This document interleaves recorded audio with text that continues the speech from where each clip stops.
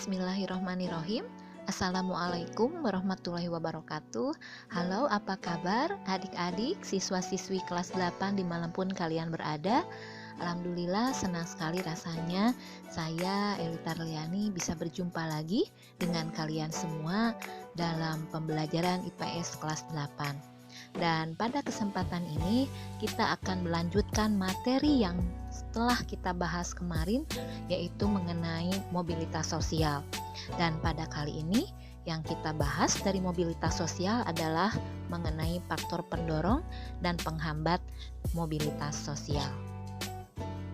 Tujuan pembelajaran yang ingin dicapai pada pembelajaran kali ini yaitu setelah mengikuti kegiatan pembelajaran, diharapkan kalian atau siswa mampu: 1. Menjelaskan faktor pendorong mobilitas sosial dengan benar, dan yang kedua, menjelaskan faktor penghambat mobilitas sosial dengan benar. Mari kita mulai dari faktor pendorong mobilitas sosial. Faktor pendorong mobilitas sosial yang pertama adalah faktor struktural. Faktor ini berkaitan dengan kesempatan seseorang untuk menempati sebuah kedudukan serta kemudahan untuk memperolehnya.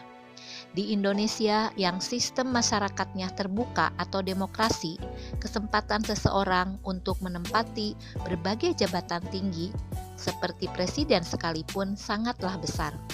Kedudukan yang tinggi bukan lagi berdasarkan pada faktor keturunan, tapi pada kemampuan dari seseorang.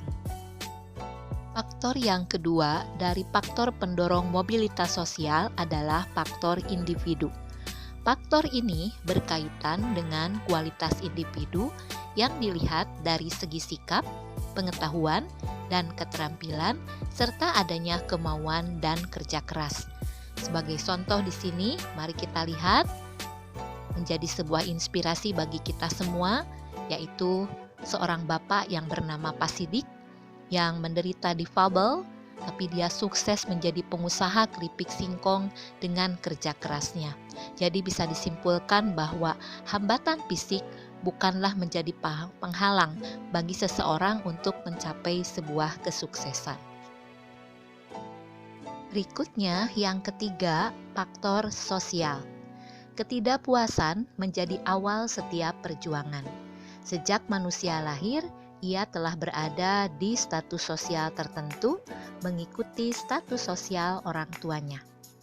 Jika seseorang tidak puas dengan status sosialnya seperti orang tuanya, ia dapat mencari kedudukan atau status sosialnya sendiri dan melakukan mobilitas sosial. Misalnya dengan cara bersekolah yang tinggi untuk meraih kesuksesan. 4. Dari faktor pendorong mobilitas sosial adalah faktor ekonomi. Kondisi ekonomi dapat menjadi pendorong mobilitas sosial. Kondisi ekonomi yang baik memudahkan individu dan kelompok melakukan mobilitas sosial. Dengan kondisi ekonomi yang baik, mudah memperoleh pendidikan, permodalan, dan kesempatan lainnya. Namun, kadang kondisi hidup yang serba kekurangan pun dapat mendorong seseorang untuk melakukan mobilitas sosial, yaitu dengan bekerja keras untuk merubah status sosialnya. Selanjutnya, yang kelima dari faktor pendorong mobilitas sosial adalah faktor politik. Keadaan politik yang baik atau stabil akan memberikan kesempatan pada masyarakat untuk melakukan mobilitas sosial.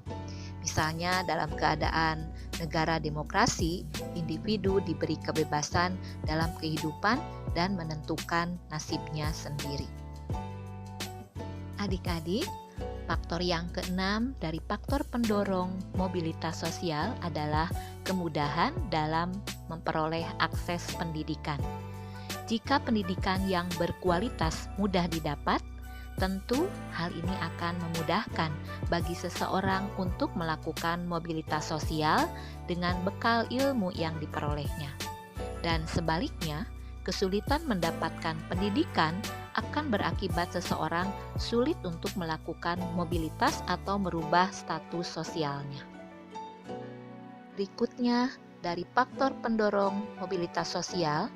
Yang ketujuh yaitu faktor demografi atau kependudukan. Faktor ini mengacu pada bertambahnya jumlah dan kepadatan penduduk pada suatu wilayah yang berdampak pada sempitnya pemukiman, berkurangnya lapangan kerja, dan kualitas lingkungan pun menjadi menurun. Hal ini dapat memotivasi seseorang untuk melakukan mobilitas ke wilayah lain. Mari kita lanjutkan dengan faktor penghambat mobilitas sosial. Faktor yang pertama sebagai penghambat mobilitas sosial adalah kemiskinan. Masyarakat yang mengalami kemiskinan akan sulit mencapai status sosial yang lebih baik. Salah satu penyebabnya adalah rendahnya pendidikan. Dengan pendidikan yang rendah, kualitasnya sebagai sumber daya manusia pun menjadi rendah. Akibatnya, kemampuan untuk bersaing, mendapatkan pekerjaan yang layak menjadi terbatas. Berikutnya, yang kedua, diskriminasi.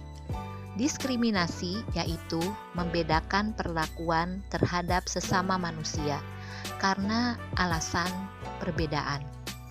Yang dianggap perbedaan diantaranya agama, ras, suku bangsa, dan golongan.